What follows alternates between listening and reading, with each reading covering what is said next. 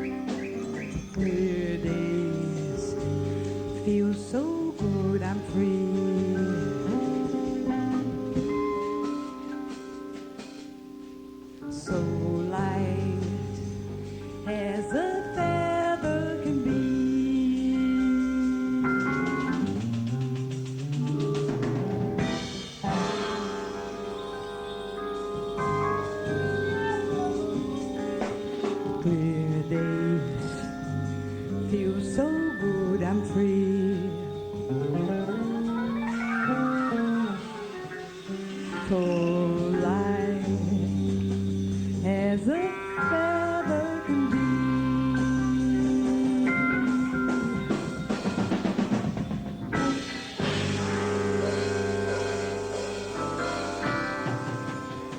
La la la la la la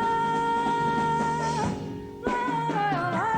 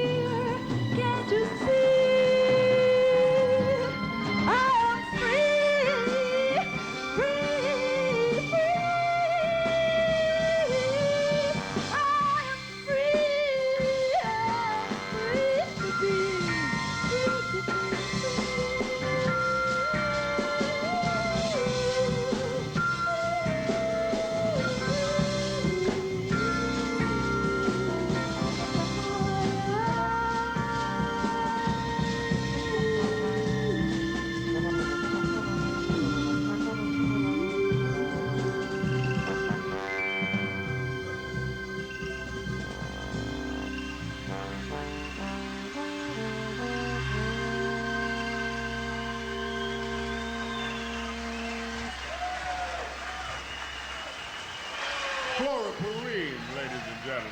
Miss Flora Purim. Yes. Yes, we're glad to be back with the butterfly lady. I would like to tell you that's those of you who are here live and those of you who are on the other end of the radio checking us out, that we're all here because we love Flora Purim. And we all finally have the privilege to play with her once again. And that's a beautiful feeling.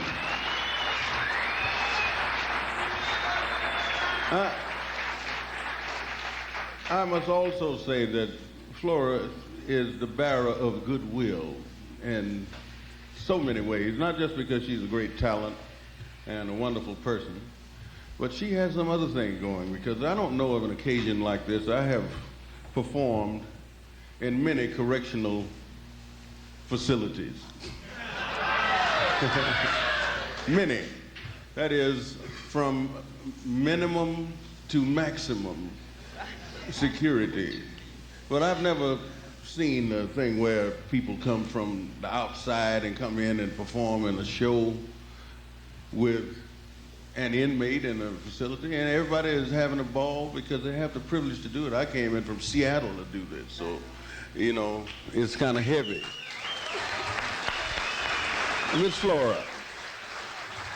No, Cannonball, I want to say this is really the first time it happened in the history of the Bureau of Prisons. I know it seems incredible, but Warden Wise really had a lot to do with that, and he fought for it. They didn't want to let me do it, and he finally got around, and here I am. Let's hear it for the warden. Right on. That's wonderful. Now, the next song I'm going to sing, I'd like to dedicate to all of you guys. I want you to think about your old ladies and feel good, feel good. Let's suppose I am your old lady right now. I'll be with all of you in here. And I also want to dedicate to some girls that are in CIW, and one special one that is my partner. She wrote a couple of songs with me. Her name is Clara Massengale. And the song is called 500 Miles High.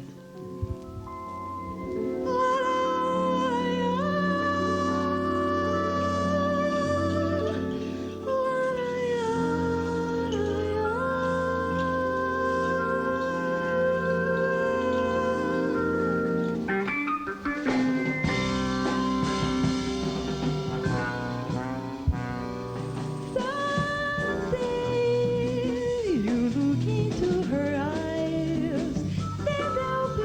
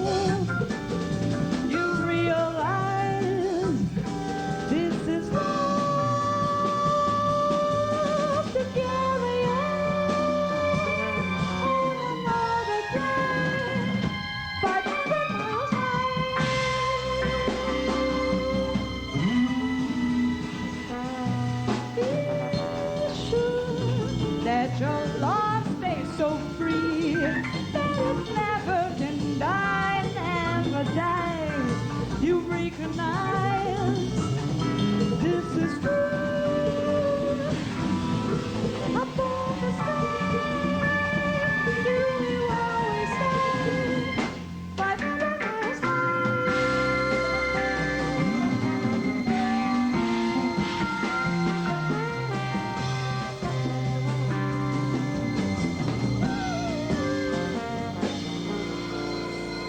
500 miles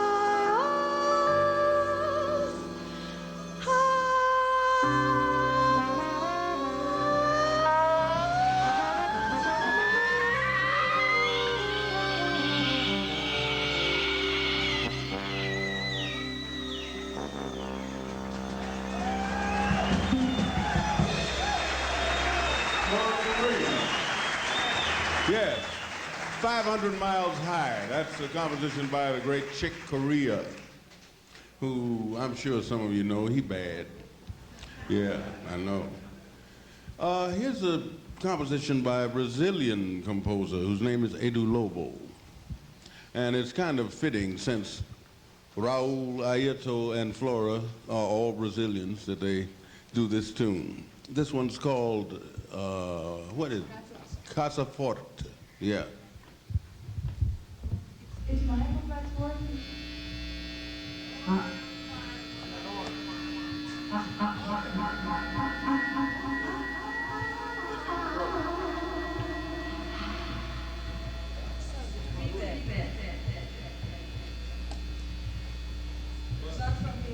Buzz just came in mind. Yeah, okay, I know. It's on.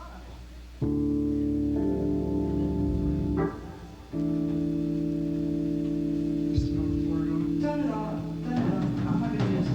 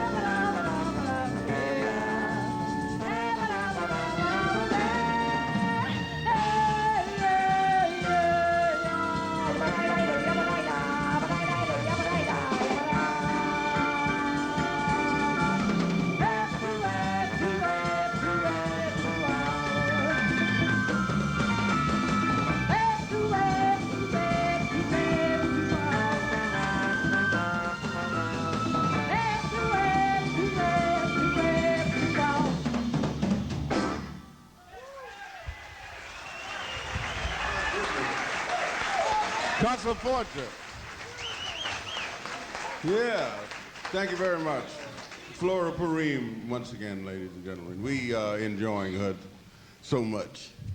The next tune is a composition by the great McCoy Tyner. No, I changed my mind. Oh, good. That's what I like. It's her prerogative. You know what? I want to give you something because you've been giving me a lot through the years. So I'm going to sing for you, special, a Brazilian song that I know you happen to like a lot. Okay. It's called O Cantador, and it talks about a man that goes on the road with his guitar. And the only thing he does is think about people he sees and about the world. And for the world that he's seeing now, he says that his song is pain, but it's so strong and brings love too. So that's the whole story. I'm going to sing it in Portuguese, which is my native language from Brazil. Yeah.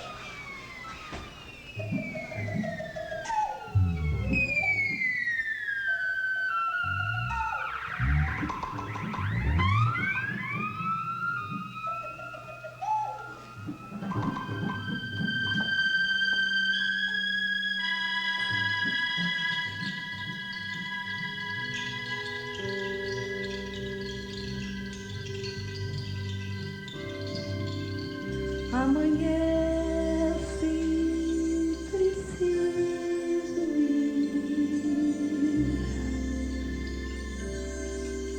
Meu caminho é sem volta e sem ninguém. Eu vou pra onde a estrada levar.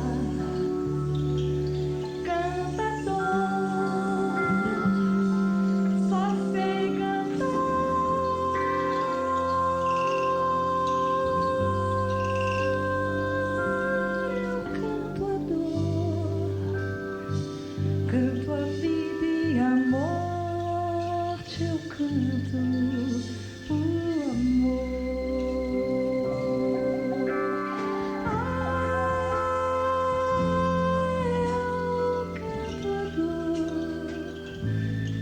a vida e a morte, eu canto amor.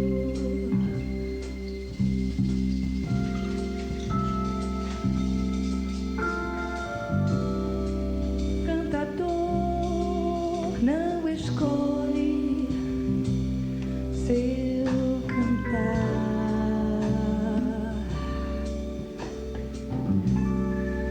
Canto o mundo que vê e pronto.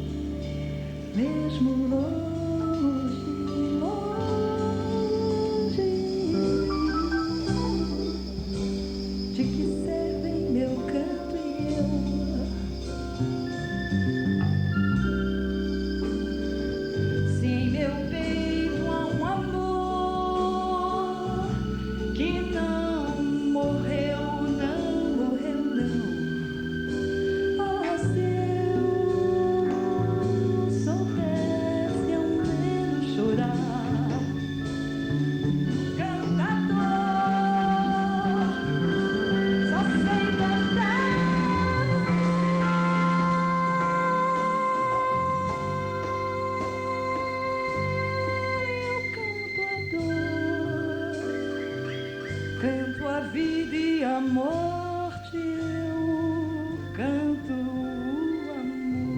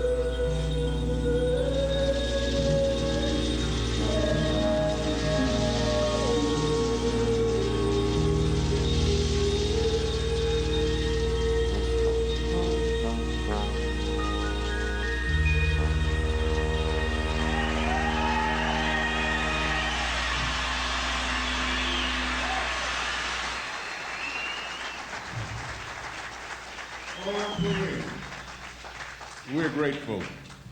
For this next tune, Airto has something to tell you. All right. Yes. Well, wait a sec. I've got to tell you something, guys. First of all, this next guy that's coming here happens to be my old man, and I'm very proud of him. And I want you all to meet him so you know why I'm so happy all the time when you see me at the hospital. That's Airto Moreira, and he's a great percussionist.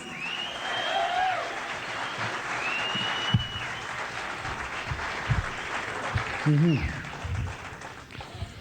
Thank you very much. And my name is Airto, like Airto.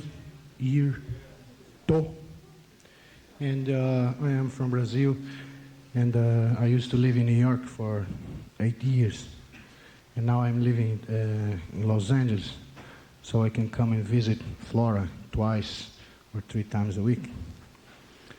So I'm going to be playing some of my instruments, for you.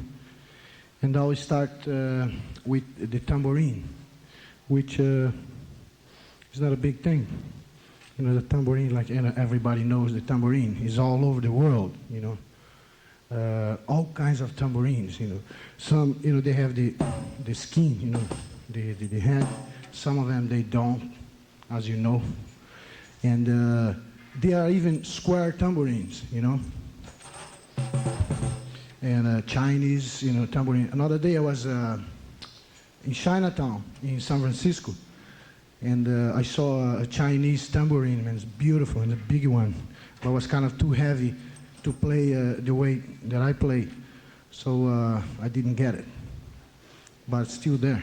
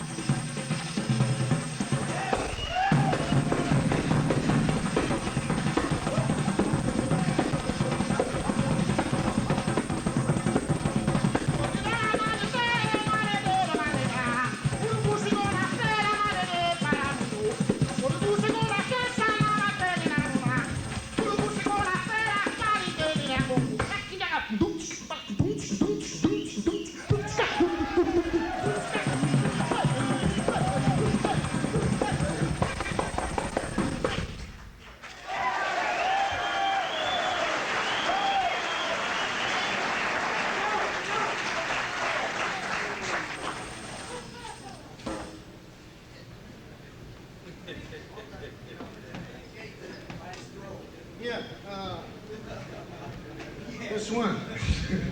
Yeah, I say yeah because, well, because I just said yeah. I could say no, which doesn't mean a shit anyway. Like, this instrument is called a cuíca. Cuíca.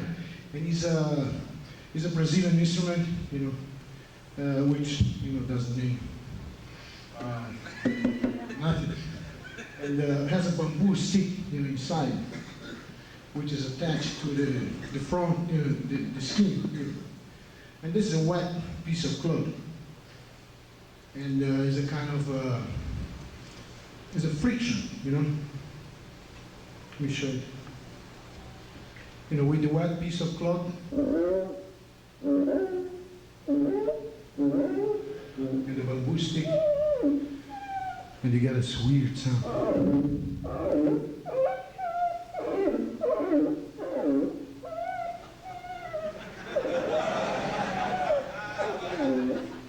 Yeah, you can think about whatever you want. That's.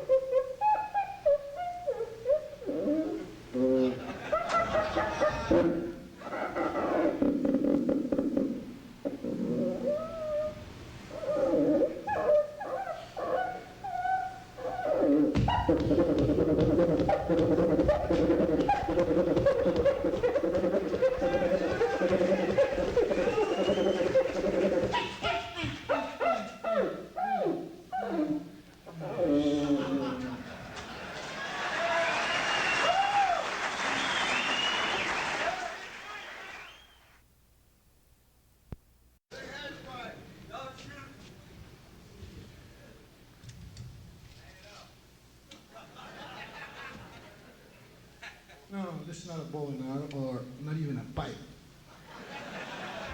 It's not a pipe, and it's not a bow and arrow. It's an instrument, you know. It's a berimbau. Berimbau comes from Africa, from Angola, which in Brazil is this instrument now is a part of the whole Brazilian culture. Was brought to Brazil a long time ago in 1500. By the black people from Africa, from Angola. And they brought with them lots of things, beautiful things.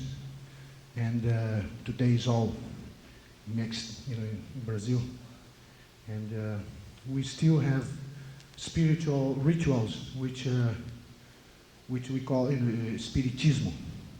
And is a dance also that used to be a fight. And it's called capoeira, which we play this instrument, you know, for this dance. I'm going to play now the berimbau for you, and I'm going to sing some, you know, some chants, okay?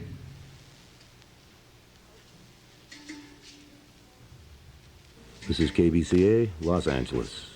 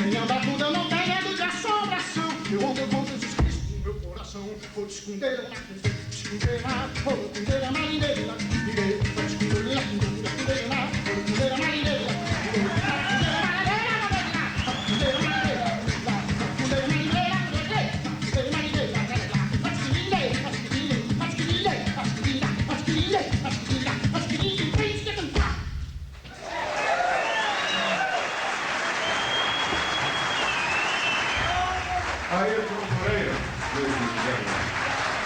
Yeah. Remarkable.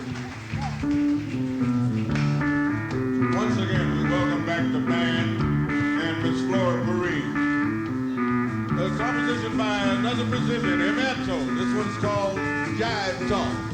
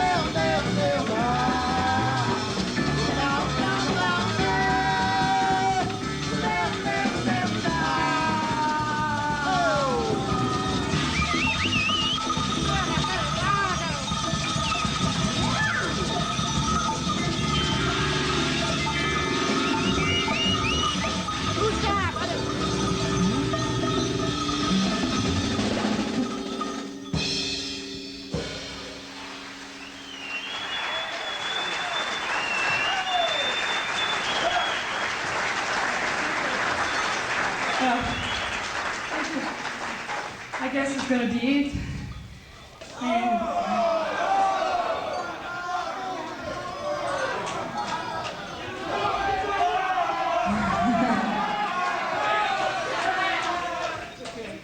okay, we're gonna do for you a real batucada from Brazil, from the carnival, just drum session. And I hope you get off on it and will be it. Thank you very much for giving me all your support and being here.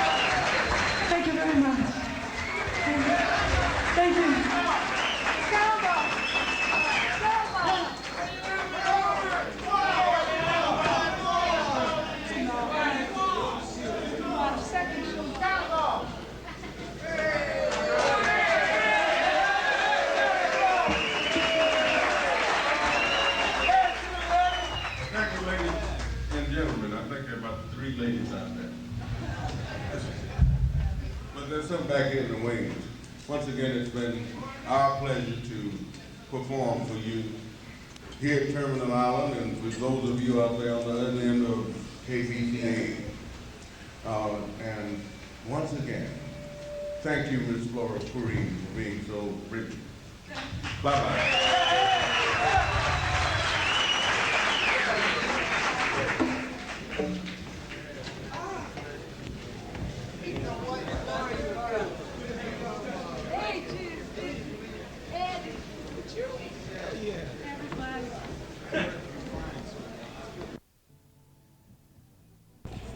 Well, this is Leonard Feather here on KBCA FM, and it's a rather strange situation there because normally at this time every Sunday in the studios at KBCA doing my regular program, and for all you know I might have Flora Purim there as my guest, but there was no way of working that, so we did it the other way around. I'll tell you the basic facts before we talk to Flora. Flora Purim is giving a concert this afternoon at the Terminal Island Federal Correctional Institution in San Pedro. She has been an inmate here at the institution since last August. Flora Purim was voted #1 female singer in Downbeat's Readers' Poll last year after the release of only her first record as a solo artist. That means she was ahead of Ella Fitzgerald, Sarah Vaughan, all the great singers of history. which is quite remarkable. She's won universal acclaim from critics here and abroad, and her albums have garnered all kinds of top airplay and just everywhere, middle-of-the-road pop, easy listening, and of course the jazz stations like KBCA. One outstanding feature of her music is the inability to classify it. We'll go into that in just a moment when I talk to her. She was arrested on a cocaine charge in 1971 and was convicted, and a series of appeals leading all the way to the Supreme Court were unsuccessful. She's now serving a sentence of 0 to 3 years. Actually, she went before the parole board immediately after arrival at Terminal Island, and she was denied parole. The parole board is going to consider her again, I think in August 1975, but we'll find that out now. I'd like to, first of all, make an obvious disclaimer that this should be clear to anyone. There's no attempt here to glamorize or publicize cocaine anymore. There's an attempt to do a commercial for cancer. That's fairly clear. That's right, Purim? Right. Flora, what is the reason for the sudden switch? Right up until a couple of weeks ago, your presence here was really unknown to almost everybody. I was one of just a very few people that heard what happened, and everybody kept the silence, presumably out of deference to you. And then suddenly we have gone from this secret situation to a point where it is just the reverse. Now it is being actually actively publicized. There's been stories in the trade papers, and a concert is being given today. What is the reason for this turnabout? Well, just happens that it's been 8 months that I've been in jail, and I never been in jail in my life, and it was quite a hard experience, and I couldn't adjust to the fact that I was living with my family, Airto, my little daughter, Diana. And then when I surrendered, I still didn't know I was voted top female jazz singer or anything. I was still working with Airto.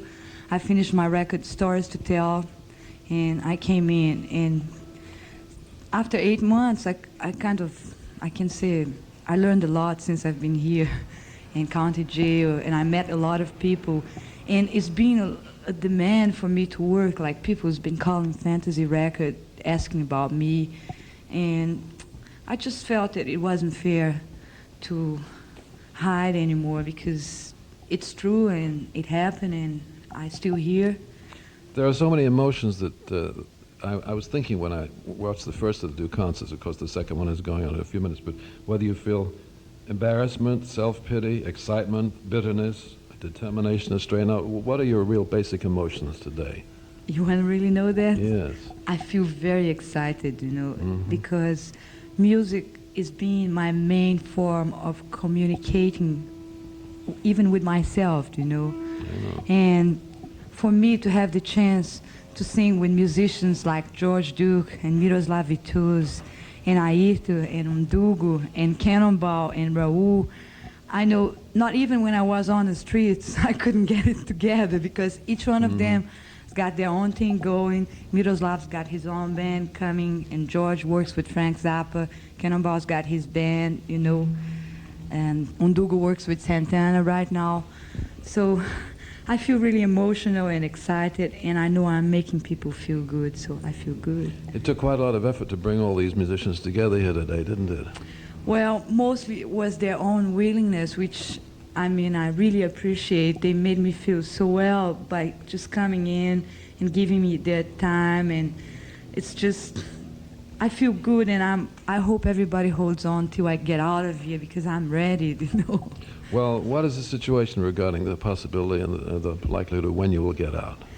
I have a chance to be paroled when they review my case in August 75, and if this happens, then I'm going to fight immigration, which is already being taken care of, because there's a special bill for performers because of John Lennon and some other people. Yes, I know about that case. So if, like, some senator presents the bill, I can always remain in the country to perform and to visit, but not to leave, which it's what I was doing in the last 8 years. Well, yes, you came here in '67, right? About the end of '67, and I've been in Europe with Stan Getz and with Airto and with Chic, and I've been traveling mostly of the time, so it's not going to change much.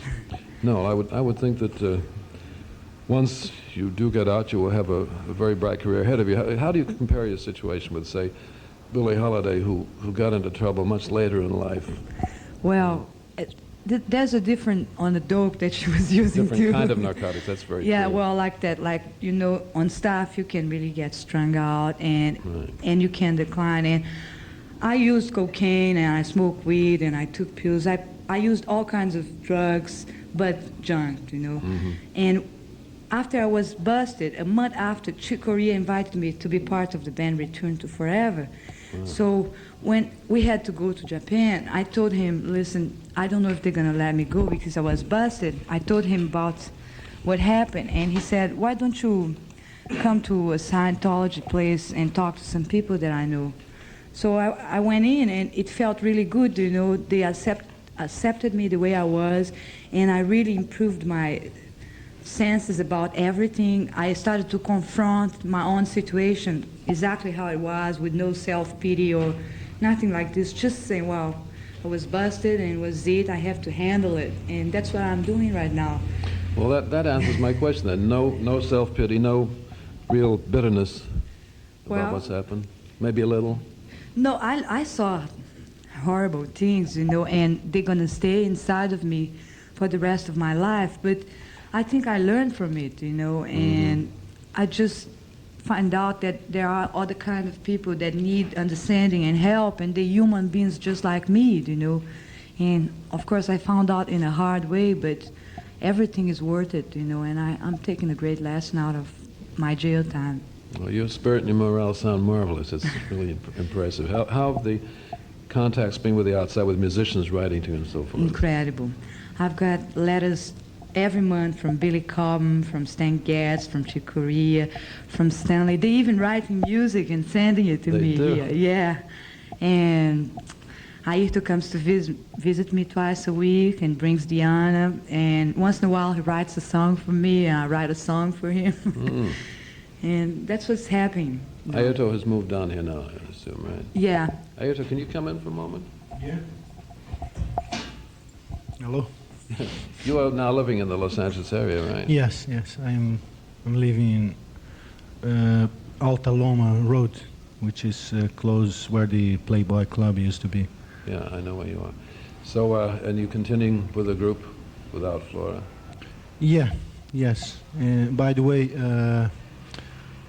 I am, you know, this thing that happened, you know, with Flora and myself, you know, our family, had changed a lot of things for better, you know, because we can see much clearer now, lots of things that we couldn't see before, and I am putting a new group together, and with a whole new spirit, you know, not really musically speaking, but the whole thing, with the you know. attitude. Yeah, the attitude and how to handle, you know, everything else, you know, and I am signing a new recording contract also. That's great. And I think it's going to be with Arista Records, you know, Clive I wish Davis. you luck with that. Yeah. Flora, let me ask you another question for a moment. A lot has been said about the wordless singing that you do, which constitutes a great deal of your performance. How did that develop? It's not really like any kind of wordless singing that's gone before. You can't call it scat singing. In fact, you can't really classify anything that you do.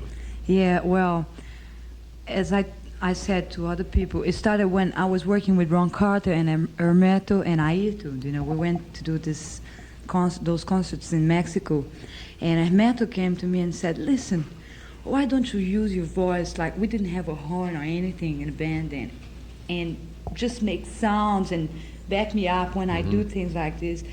And in the beginning, I didn't want to do it because I wanted to sing straight melodies and lyrics. I wasn't very hip, but I don't believe that. I'm telling you, because I was scared that he was crazy, you know, because he is crazy naturally. he's crazy. He has ideas like bringing animals to studios and have them make sounds and play soprano sax and things like this. But he's a genius, and I respect him very much. So the first time I did it was on Moon Dreams, when I recorded with Airto on Seeds on the Ground for Buddha. It was my first trial for that, and it was so good. I took off so fast and strong that actually when I finished, I thought I was going to pass out, you know. And then Airto and Ron and him run to the booth where I was in, and they hugged me and kissed me and said, "Can you do it again? Let's take another track." And I did 2 tracks, and we used it, you know. Well, I guess we have about run out of, how many, we have no time left? 5 minutes or 5 seconds? 5 minutes. Oh, well, that's good, because I could not say goodbye in 5 seconds, nor could I get all the answers to the questions I have in mind. Actually, this wordless singing doesn't seem to derive from anybody else, but you must have some idols that you've had in the past. Well, I love jazz music because my mother loved it, and she used to hear to Errol Garner, Oscar Peterson, you know, Hazel Scott. Really? Yeah, and then I started to hear Miles, and the sound of the trumpet, you know, really would strike me because, like, I would feel this in chills, you know, and slowly was the sound that I wanted to duplicate. Then when I teamed up with Joe Farrell on Chick's band, I found a new sound together with the soprano sax and with the flute. And I had studied some drama on a Stanislavski's method, and you use your diaphragm and your throat and your chest and your stomach and your nose. And I started to make the sounds travel so I could duplicate and make perfect, like, unisons. Right. And that's how I developed it, you know. There's a number you do with the Edo Lobo number called Casa Forte, which has a wonderful upsweep type melody, and it seems to me that you probably think of yourself as some kind of a horn, maybe a saxophone. Yeah, that's it's just to reinforce the actual instrumental sound. And eventually, when it's like a funky piece, I'll go and I sing some Brazilian words or something that I feel. I only sing what I feel, and I improvise. You know, the accent and the words sound very rhythmically, and I use it too, you know. So when I did on Dr. Jive, on Butterfly Dreams, just picked up words and improvised them, you know. There's a certain aspect of that I think does qualify as jazz. You say you don't want to be categorized as any one thing, and I think jazz is just one of your many bags. Isn't that true? Oh, I love it. I said to Downbeat, to Lynn Lyons, and that's the way I feel. I feel really honored because all this is happening to me. And like the musicians in my country, when I came in, I used to sing ballads. I loved Dinah Washington. And really? I had all her records, and I sang I Should Care. And, and even Ella, I sang What's New and things that standard tunes. And when I came in, the musicians said, well, just don't try to make it as a jazz singer because you're Brazilian and your background is different. And they born listening to 4/4 tempos. You can't possibly beat that. Do you think that's true? That's what they told me in there before I came in here. When I came in here, the first thing that blew my mind was when I met Gil Evans. He was one of my idols. And when he invited me to sing with the band, was the top of what I ever felt. I never thought I could make it, and I made it, and he was there all the time, and he wanted me to sing more and more and more. Then came Chick and Stan Getz and Duke Person, and one day I was at Walter Booker's house playing the guitar, and Thelonious Monk was there. And I never met him. I didn't see him. I didn't know it was him.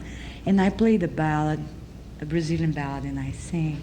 So he didn't say a word. He asked me to play it again. And when I finished, he came in and hugged me and kissed me, you know. And I couldn't believe it. And Maria Booker told me, do you know who's that? That's Thelonious Monk. Next thing I did, I saw him at Club Baron in Harlem. And I never thought he recognized me because you know how he is. He picked me up by the hand and introduced me to each musician, you know, and told them, check her out, check her out. I think the reason that musicians react that way to you is that you are inherently a musician yourself. You studied guitar for 4 or 5 years with Oscar Castanelis, right? Yes. Who is now with Brazil 77. Yes. And I think your musicianship is one of the greatest aspects of your performance. And I'm looking forward to hearing it again right now. And I wish we had more time to talk. But Flora, is there anything you want to say to people who might get into the kind of situation you're in? Well, I just want to tell you all that a joint or a blow, it doesn't worth your freedom, believe me. It's so much that you lose, and there's so many ways to get high without life. drugs, right? Music is one of the best ones, but if you write poetry, or if you make leather, anything you do is an art, you know. Just get off in it and forget about drugs, because drugs is something that you depend on, and you got to depend on yourself. That's a wonderful closing thought. Flora Purim, it's been wonderful talking to you, and I hope the next time we meet, your next birthday, by the way, belated happy birthday, I should say. That was All right. Thursday, right? Yes. And your next birthday, I hope we'll meet somewhere else out in the world. Thank you very much. Thank you, all of you. And we'll be back right away with the concert.